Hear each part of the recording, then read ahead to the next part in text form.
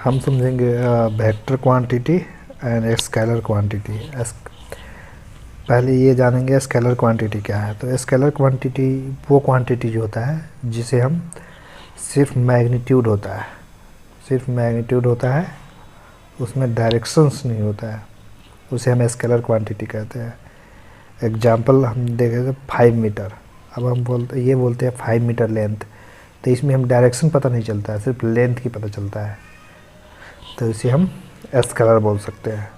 Same अगर temperature की बात करें तो डिग्री सेल्सियस, तो डिग्री सेल्सियस में भी हम देखते हैं तो हमें डायरेक्शन का पता नहीं चलता है ये कितना क्या डायरेक्शन है। या मेमोरी का देखें तो हम 256 बाइट्स, तो इसमें भी हमें डायरेक्शन का पता नहीं चलता है, सिर्फ मैग्नीट्यूड है।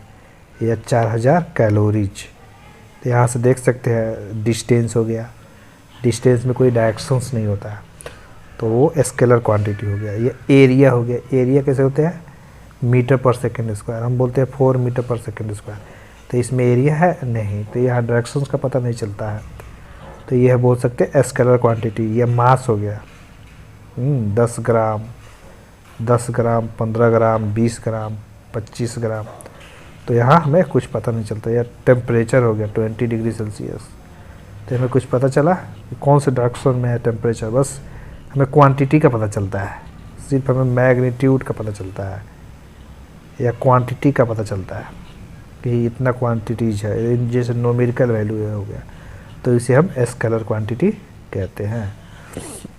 अब इसका एग्जैक्ट डेफिनेशन देखें तो scalar quantity are that are fully describe by a magnitude और numerical value alone, that is a scalar quantity. अब स्केलर क्वांटिटी का एडिशन कैसे करते हैं, सब्ट्रैक्शन कैसे करते हैं, मल्टीप्लिकेशन और डिवीजन कैसे करते हैं, ये आप लोगों को पता होगा। एडिशन का 4 + 4 दैट इज 8, ये आपको ये स्केलर क्वांटिटी है, ये सब आपको बारे में पता है। सब्ट्रैक्शन कैसे करते हैं, ठीक है, 4 - 2 = 2। मल्टीप्लाई कैसे करते हैं, 2 = 2 = 4, ये मल्टीप्लिकेशन हो गया। डिवीजन 2/2, ये सब स्केलर क्वांटिटी अभी तक जो भी मैथमेटिकल कैलकुलेशन पढ़े हैं वो सब होता है स्केलर क्वांटिटी। अब मेन इम्पोर्टेंट यहाँ ये है व्हाट इज वेक्टर क्वांटिटी। यहाँ वेक्टर क्वांटिटी समझना ज़्यादा इम्पोर्टेंट है। ये वेक्टर क्वांटिटी है, मेन इम्पोर्टेंट यही है vector quantity. Vector quantity are data by magnitude and directions. हम क्या देखें, जो वेक्टर क्वांटिटी वो होता है जो सिर्फ मैग्नीट्यूड एंड डायरेक्शन दोनों की बात की जाए तो वेक्टर क्वांटिटी होता है। ओके, जैसे एग्जांपल एक एग्जांपल लेते हैं 30 मीटर पर सेकेंड। अगर सिर्फ हम 30 मीटर पर सेकेंड बताएं तो ये हो गया स्केलर। लेकिन अगर हम 30 मीटर पर सेकेंड ईस्ट डायरेक्शन की बात करें तो ये हो जाएगा वेक्टर क्वांटिटी। अगर 5 मीटर नॉर्थ तो ये हो जाएगा वेक्टर क्वांटिटी। ठीक उसी प्रकार से अगर हम डिस्टेंस की बात किए, वहाँ जैसे 4 मीटर डिस्टेंस था, 4 मीटर डिस्टेंस, तो ये क्या हो गया था स्केलर क्वांटिटी। लेकिन अगर वेक्टर की बात करें तो डिस्प्लेसमेंट ये अपने आप में एक डायरेक्शन शो करता है, तो इसलिए वो वेक्टर क्वांटिटी होगा। सपोज दैट एक पर्सन है यहाँ से चलकर पॉइंट ए से 20 तक पहुँचा, तो ये अगर डिस्टेंस की बात करें तो ये कंप्लीट ये डिस्टेंस हो गया। लेकिन डिस्प्लेसमेंट ए से बी ये डायरेक्शन हो गया। अगर ये पॉइंट से बी पॉइंट तक चला है तो ये डिस्प्लेसमेंट होगा। तो displacement is a vector quantity. और सेम ठीक उसी प्रकार से वेलोसिटी होता है, तो वेलोसिटी बराबर डिस्प्लेसमेंट का डेरिवेटिव होता है। तो वेलोसिटी में भी हमें डायरेक्शन की आवश्यकता पड़ती है लेकिन स्पीड में नहीं। ठीक उसी प्रकार से फोर्स एंड एक्सेलरेशन ये सब वेक्टर क्वांटिटी है, जिसमें हमें डायरेक्शन प्लस मैग्नीट्यूड दोनों की आवश्यकता पड़े, वो वेक्टर क्वांटिटी होता है। अब वहाँ तो हम सिंपली ये देखे थे एडिशन, स्केलर क्वांटिटी का 2 + 2 4 ऐड कर दे रहे थे, और 2 - 2 टू प्लस टू 4 ऐड करते थे, या 2 माइनस 2 0 एडिशन करते थे। लेकिन यहाँ पे बिल्कुल डिफरेंस होता है एडिशन करना और सब्ट्रैक्शन करना। सपोज दैट ये एक एग्जांपल है, ये एक ऑब्जेक्ट के ऊपर फोर्स क्या होता है, फोर्स होता है ये वेक्टर क्वांटिटी। फोर्स हो गया, डिस्टेंस, डिस्प्लेसमेंट, ये सारे ये वेक्टर क्वांटिटी हो गए। तो एक ऑब्जेक्ट के ऊपर हमें 1200 न्यूटन फोर्स लगाया अपवार्ड डायरेक्शन में, ऊपर की तरफ, एंड और ग्रेविटेशनल फोर्स नीचे की तरफ लग रहा है 800 न्यूटन, जैसे इस डायग्राम में दिया हुआ है 800 न्यूटन है। तो टोटल फोर्स कितना होगा? तो यहाँ पे एडिशन अलग तरीके से होता है वेक्टर में। ये डायरेक्शन के ऊपर अपवार्ड डायरेक्शन में 1200 न्यूटन और डाउनवार्ड डायरेक्शन में 800 न्यूटन। तो यहाँ पे अगर अलग अपोजिट डायरेक्शन हो तो हम माइनस कर देते हैं। तो माइनस कर देंगे 1200 minus 800 newton equal to 400 newton, 400 newton. ठीक उसी प्रकार से एक सेकेंड एग्जांपल है, एक ऑब्जेक्ट के ऊपर प्रेशर है 600 न्यूटन और डाउनवार्ड डायरेक्शन में 800 न्यूटन हुआ फोर्स लगा हुआ है। तो यहाँ पे जो नेट फोर्स होगा अपोजिट डायरेक्शन दोनों को हम माइनस कर देंगे, नेट फोर्स होगा 200 न्यूटन। ठीक है। और तीसरा एग्जांपल लेते हैं, ये 50 न्यूटन अपवार्ड डायरेक्शन में, 50 न्यूटन डाउनवार्ड डायरेक्शन में लगा हुआ है। तो अगर ये दोनों को एडिशन करें तो 0 हो जाएगा, टोटल फोर्स 0 न्यूटन हो जाएगा। लेकिन अब फिर ये लेफ्ट के डायरेक्शन में 20 न्यूटन लगा हुआ है, तो ये दोनों तो 0 हो गया, ये फोर्स बच गया 20 न्यूटन, तो नेट फोर्स 20 न्यूटन बच गया। अब यहाँ पे एक इम्पोर्टेंट चीज़ देखने वाली बात है कि डायरेक्शंस का, तो ये ऊपर 1200 न्यूटन है, नीचे 800 न्यूटन है, तो ऊपर वाले फोर्स ज़्यादा है, तो इसका डायरेक्शन हमेशा ज़्यादा वाले की तरफ होगी, तो अप डायरेक्शन में होगा, ये अपवार्ड डायरेक्शन में होगा। ओके। यहाँ पे देखेंगे ऊपर वाला 600 न्यूटन है, नीचे वाला जो फोर्स लग रहा है वो 800 न्यूटन है। तो यहाँ पे जो नेट फोर्स होगा 200 न्यूटन वो डाउनवार्ड डायरेक्शन में होगा। अच्छा, अब यहाँ पे देखने वाला है ऊपर वाला 50 न्यूटन, नीचे वाला 50 न्यूटन, तो टोटल नेट फोर्स 0 न्यूटन हो गया। लेकिन इधर राइट डायरेक्शंस में 20 न्यूटन फोर्स है, ये तो कट के 0 हो गया, ये 20 न्यूटन है, तो 20 न्यूटन और लेफ्ट डायरेक्शन में, लेफ्ट में 20 न्यूटन का फोर्स लग गया। अब यहाँ देखेंगे ये सेम डायरेक्शन में दोनों कुछ और कुछ अलग एग्जांपल देखते हैं। कुछ सेम डायरेक्शन में दोनों वेक्टर हैं, तो इसका रिजल्टेंट होगा 10 होगा अलग डायरेक्शन में, और इसका डायरेक्शन किधर होगा, दोनों सेम है, दोनों सेम डायरेक्शन में है,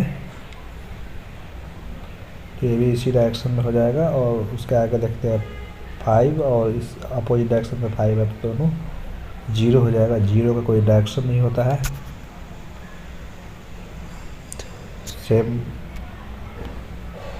सेम आगे देखेंगे, यहाँ पे 5 है और इधर 10 है, तो ये 15 हो जाएगा, दोनों इसी डायरेक्शन में है, तो फाइनल रिजल्टेंट सेम डायरेक्शन में होगा।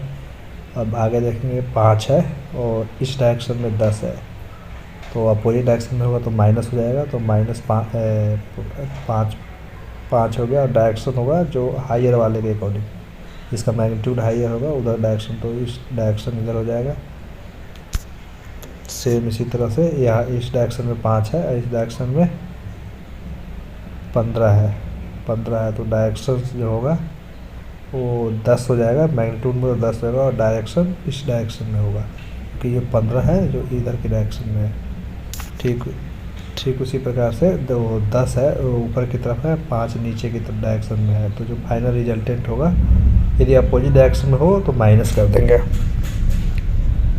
अपोजिट डायरेक्शन में हो तो माइनस कर देंगे, अगर सेम डायरेक्शन हो तो प्लस कर देंगे। तो ये अपोजिट डायरेक्शन में हो माइनस हो गया, और डायरेक्शन ऊपर की तरफ या नीचे की तरफ, तो ये होगा अपवार्ड डायरेक्शन में,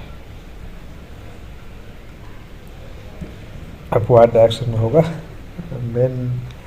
मेन प्रॉब्लम यहाँ आती है अगर डायरेक्शन इस डायरेक्शन में हो और ऐसे डायरेक्शन में हो तो क्या होगा, ये प्रश्न है।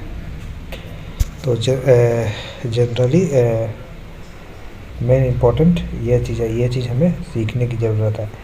तो ये हम बताएंगे कि क्या है, क्या होगा आंसर। तो उसी को यहाँ पर समझेंगे। एक वेक्टर है और एक वेक्टर है इस डायरेक्शन में, जिसको सपोज दैट अलग से ए एक्स हो गया एग्जाम्पल ए, और एक्स वेक्टर है, एक वेक्टर है इस डायरेक्शन में, सपोज दैट ये ए वाई हो गया। अब दोनों को कैसे ऐड करेंगे, तो सेम चीज़ यहाँ पे दिखाया गया है। और वेक्टर को अगर एक और चीज़ समझना जरूरी है, अगर यहाँ पे एक वेक्टर है 4 न्यूटन का फोर्स है अपवार्ड डायरेक्शन में, तो इस वेक्टर को हम आगे भी लिख सकते हैं सेम डायरेक्शन में, मतलब ट्रांसलेट कर सकते हैं। एक जगह से दूसरी जगह हम पोजीशन बदल सकते हैं। जैसे सपोज दैट ये वेक्टर है इस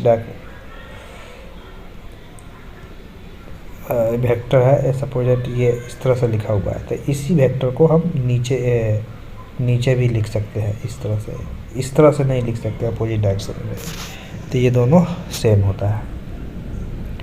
ठीक उसी प्रकार से एडिशन करने का एक सिंपल तरीका है। एक वेक्टर सपोज दैट इस तरह से दिया है ए एक्स करके, और एक वेक्टर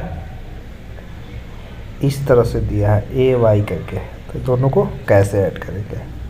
ठीक है, तो इसको ऐड करने का सबसे बेटर तरीका है, जो इसका जो वेक्टर का रिप्रेजेंट करते हैं वो हमेशा एरो से करते हैं, ये बात ध्यान में रखिए। अब यहाँ पे रिप्रेजेंट करने पर इस वाले जो ये वेक्टर जो दिख रहा है, इसको हम उठा के ऊपर की तरफ ले जाएंगे। इसको उठा के, जो ये वेक्टर है इसी को उठा के हम यहाँ ले जाएंगे ऊपर, इसके टिप पर रखेंगे। तो अब इसका जो रिजल्टेंट होगा, वो जो वेक्टर हमें यहाँ से शुरुआत हुआ था इस पॉइंट से, एक वेक्टर तो ये है और एक ऊपर की तरफ है, तो इसका जो रिजल्टेंट होगा वो इस डायरेक्शन में होगा। ठीक उसी प्रकार से यहाँ पर दिखाया हुआ है। तो ये एक वेक्टर है ए एक्स करके, यहाँ पे एक वेक्टर है, तो इसके जो टिप है, जो एरो का निशान है, उससे दूसरा वेक्टर बनाया गया ए वाई, ए एक्स प्लस ए वाई। ये समझने वाला चीज़ है। तो दोनों का जो रिजल्टेंट होगा वो इनिशियल तो यहाँ था और ये फाइनल यहाँ है, तो इनिशियल से फाइनल को हम मैच करवा देते हैं यहाँ पे इस वेक्टर को हमें। तो ये जो वेक्टर होगा, ये जो लाइन होगा, यही लाइन जो रिजल्टेंट वेक्टर होगा। तो अभी इसे हमें निकालना है मैग्नीट्यूड क्या होगा। मैग्नीट्यूड मीन्स यहाँ से यहाँ का लेंथ क्या होगा। तो जो ट्रायंगल लो है, तो ये एक ट्रायंगल बन गया, और ये एंगल ट्रायंगल बन गया, और ये एंगल 90 डिग्री का हो गया। तो यहाँ पे अगर इसका मैग्नीट्यूड निकालना है वेक्टर ए का मैग्नीट्यूड, तो ये आसानी से निकल जाएगा। ए एक्स प्लस ए वाई का, ये आसानी से इस वेक्टर का मैग्नीट्यूड निकाल लेंगे। इसका मैग्नीट्यूड को हम ऑलरेडी बता दिए, मॉड में लिखते हैं। तो ए एक्स अंडर रूट ए एक्स माइनस ए वाई बराबर, इसका जो भी कैलकुलेशन है सोल्व करके यहाँ पे ए एक्स आ जाएगा, और ये वाला एंगल निकालना है। तो यहाँ से tan थीटा बराबर tan थीटा वर्ग करके A Y divided by A X कर देंगे। यहाँ से इस वेक्टर का वेक्टर कैलकुलेट कर सकते, छोटा सा करते हैं। तो यहाँ से मैग्नीट्यूड निकल गया, यहाँ से एंगल भी निकाल सकते हैं इस वेक्टर का। तो इस प्रकार से हम अगर दो अपोजिट डायरेक्शन में हो तो इसे हम दो तरीके से करते हैं, एक ट्रायंगल लो और एक पैरेललोग्राम लो। यदि ट्रायंगल बन रहा है तो ट्रायंगल लो, और पैरेललोग्राम है पैरेललोग्राम। ठीक उसी प्रकार से ये दो वेक्टर है, वेक्टर एम और वेक्टर एन। तो वेक्टर एम के टिप पर वेक्टर एन है, किसी के टिप पर भी जो एरो का मार्क्स है वो किसी को भी रख सकते हैं। और फाइनल हमें यहाँ से निकालना है।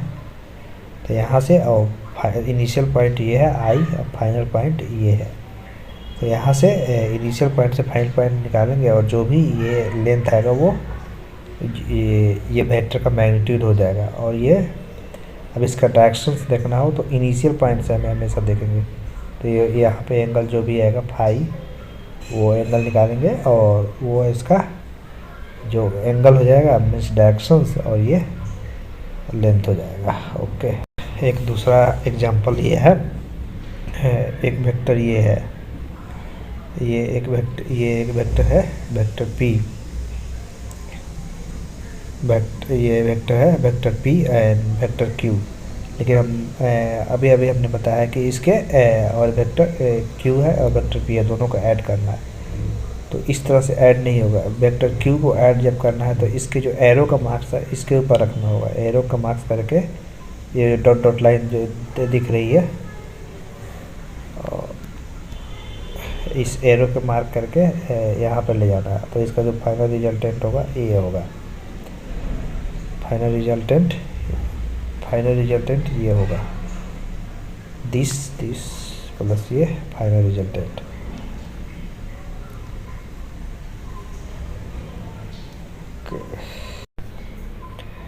तो इस वेक्टर का प्लस इस वेक्टर का फाइनल रिजल्टेंट ये इसके एरो पर रखेंगे तो ये फाइनल रिजल्टेंट ये हो जाएगा। या इसको पैरेललोग्राम लो इस तरह कर सकते हैं, ये वेक्टर p है, ये वेक्टर q है, तो इसका रिजल्टेंट ये हो जाएगा p प्लस q। ये आपको धीरे धीरे प्रैक्टिस करने से हो जाएगा। लेकिन बेसिक रूल यही है कि इसको एरो पर ये q वेक्टर को अब डायरेक्ट पैरेलल में ट्रांसलेट करना है। और यहाँ पे अब बात आता है कि इस वेक्टर को सब्ट्रैक्ट कैसे करते हैं। अब यहाँ पे अगर ये वेक्टर है वेक्टर q और माइनस p कह रहे, दोनों का सब्ट्रैक्ट करना हो तो कैसे करेंगे। तो ये माइनस का भी इस डायरेक्शन होता है, अगर प्लस p इस डायरेक्शन में है तो माइनस देखा जाए तो ये जस्ट अपोजिट डायरेक्शन में हो जाएगा, सेम इस डायरेक्शन में हो जाएगा p वेक्टर। और इसका रिजल्टेंट जो होगा, और ये जो q वेक्टर दे रहा है तो q को हम डायरेक्ट ट्रांसलेट कर सकते हैं इस तरह से, माइनस q बस डायरेक्शन ये इस डायरेक्शन में है तो ये इस डायरेक्शन में हो जाएगा माइनस q। तो ठीक उसी प्रकार से ये माइनस q को इधर लिख दिए इस डायरेक्शन में, और ये जो q वेक्टर है वो सेम q को यहाँ पे डाल दिए। तो ये स्टार्ट कहाँ से हुआ है, यहाँ से, और ये यहाँ से स्टार्ट होके ऐसे गया है। तो इसका जो फाइनल रिजल्टेंट होगा ये होगा, ये क्या हो जाएगा, q माइनस p वेक्टर। तो इस तरह से हम माइनस करते हैं वेक्टर का।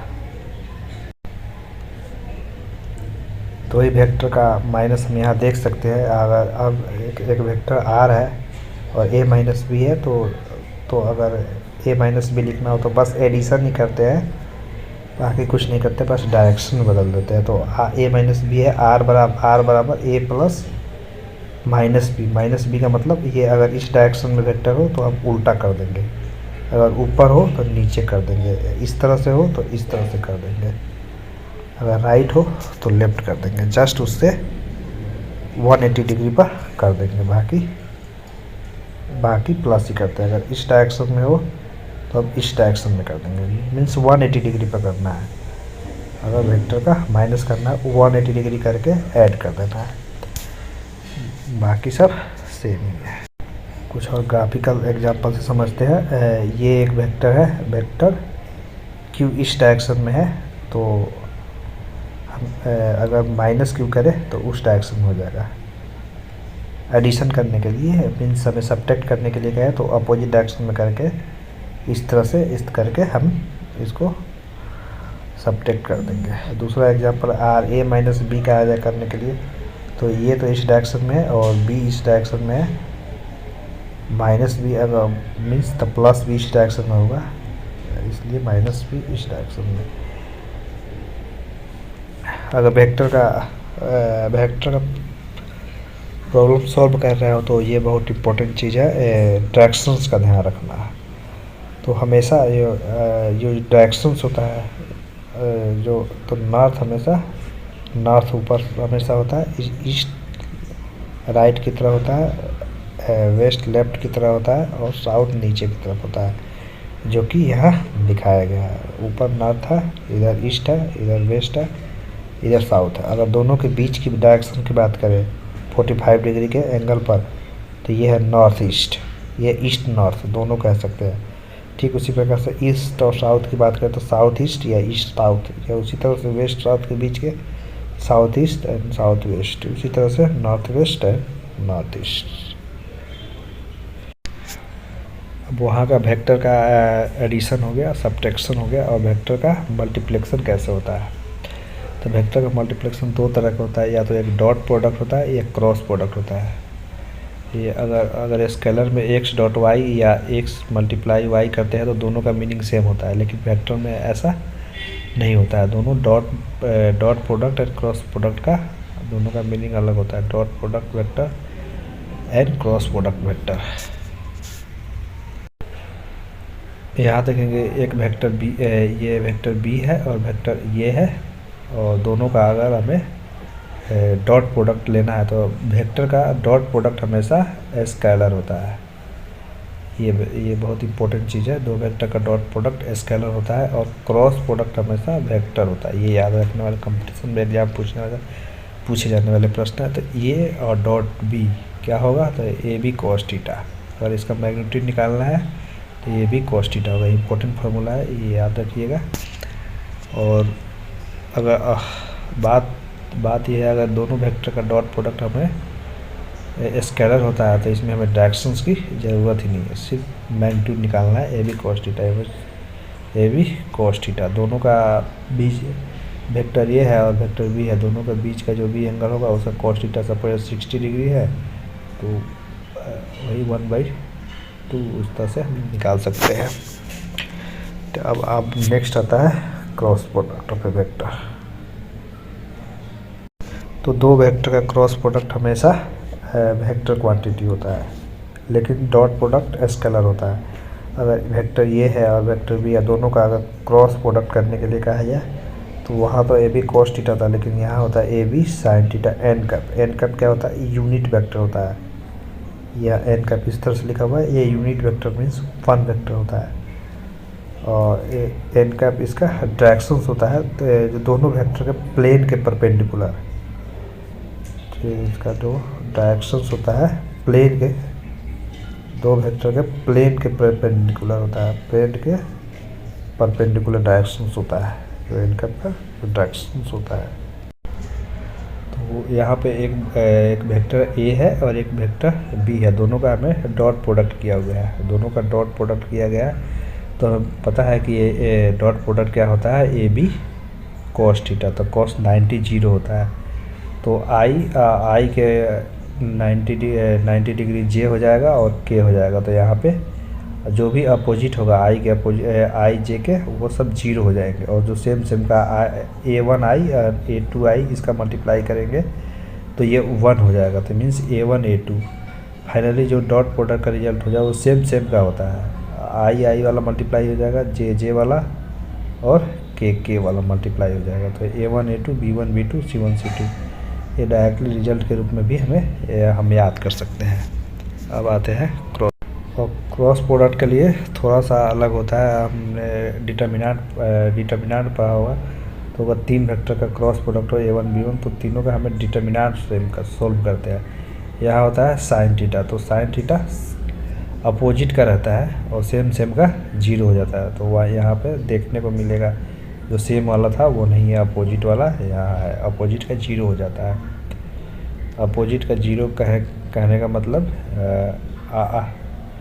जो वेक्टर है आई वेक्टर क्लॉस आई, तो ये दोनों का आई जीरो हो जाएगा, लेकिन आई अगर जे करते हैं तो यहाँ 1 होगा। तो इसको रिसॉल्व करेंगे तो इस तरह से आएगा। यहाँ से अगर उसी तरह से अगर ये डॉट प्रोडक्ट की बात करें तो डॉट प्रोडक्ट में आई सेम का होता है, जैसे आई और आई, तो आई मतलब सेम डायरेक्शन में कॉस जीरो, तो कॉस जीरो का मान 1 हो जाएगा। इसी तरह से यहाँ पे देखेंगे आई जे, आई के अपोजिट में अगर डॉट प्रोडक्ट है तो जीरो, लेकिन क्रॉस में सेम रहे तो जीरो, क्योंकि साइन जीरो होता है, ए बी साइन थीटा होता है क्रॉस थीटा के लिए।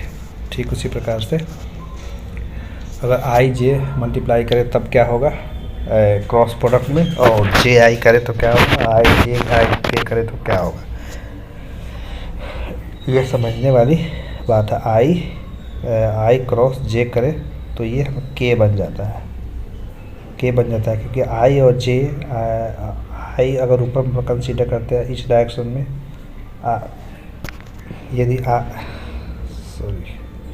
यदि आई क्रॉस जे करते हैं दोनों का, तो ए बी साइन थीटा, तो इस डायरेक्शन में आई क्रॉस जे के हो जाएगा। और इसका जो डायरेक्शंस जे डायरेक्शंस किस डायरेक्शन में होगा, तो आई को अगर इस डायरेक्शन में कंसिडर करें और के को इस डायरेक्शन में, तो इसके परपेंडिकुलर डायरेक्शंस होगा ऊपर की तरफ, वो के डायरेक्शन में जाएगा। लेकिन वहीं इसमें अलग होता है, जे क्रॉस आई करें तो इसमें माइनस के हो जाएगा। यह एक बहुत इंपॉर्टेंट चीज़ ध्यान रखने वाली है, vector A cross B not equal to B cross A. आप इसे सॉल्व करके देख सकते हैं। यहाँ पे डायरेक्ट कुछ फार्मूला है, इसे याद कर सकते हैं। और आगे है डिवीजन ऑफ वेक्टर। क्या वेक्टर का डिवीजन होता है, तो नहीं, we can not divide a vector. Vector को हम डिवाइड नहीं कर सकते। जैसे यहाँ पे है A cross B is equal to, अगर डी आ रहा है तो D divide by B is equal to A, या इस तरह से हम नहीं लिख सकते। कुछ नोट्स हैं जो एक डायरेक्टली एग्जाम में पूछे जाते हैं, उतना इम्पोर्टेंट नहीं है, वो डायरेक्टली आप सोल्व कर सकते हैं, लेकिन हम डायरेक्टली एग्जाम में यूज करते हैं इस फार्मूला को। जैसे कॉस थीटा डॉट प्रोडक्ट का कॉस थीटा का ये रिलेशन होता है, उसी तरह दो वेक्टर का अगर तीन वेक्टर का हो तो ये है, डायरेक्टली हम एग्जाम पॉइंट ऑफ व्यू से यूज कर सकते हैं। ठीक उसी प्रकार से क्रॉस प्रोडक्ट में ए क्रॉस बी ब्रैकेट है cross C equal to A dot C bracket में माइनस बी डॉट